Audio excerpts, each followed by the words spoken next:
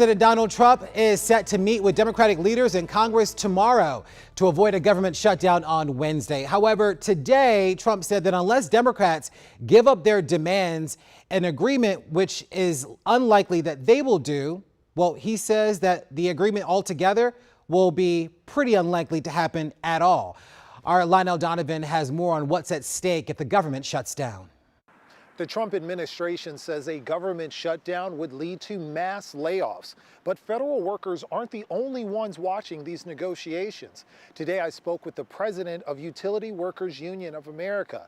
He says that making sure that the government is funded shouldn't be a partisan issue. And the longer that the two sides take to come to terms, the more everyday Americans will be hurt. If it has to shut down, it'll have to shut down. But they're the ones that are shutting down. Mr. President, if you're watching television, shut it off and come sit down and negotiate with us. But the clock is ticking and time is almost up. The Senate has until Tuesday night to reach an agreement on a spending bill to present to the president. Otherwise, the government will have to shut down. And the president prides himself in the art of a deal. This is the moment for him to meet with Democrats and come to an agreement. Senate Republicans need at least 7 of their Democratic counterparts to get a spending bill passed. Earlier Sunday on CBS's Face the Nation, Senator Amy Klobuchar laid out what she says needs to happen to get her vote.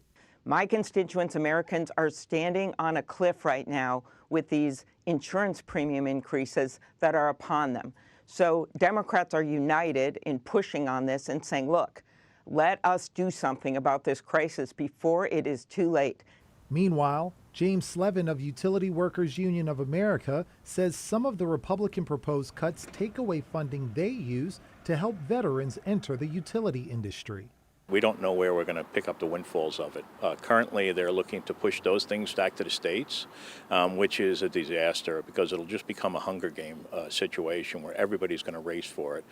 This showdown comes as the region still struggles to recover from the last round of federal layoffs.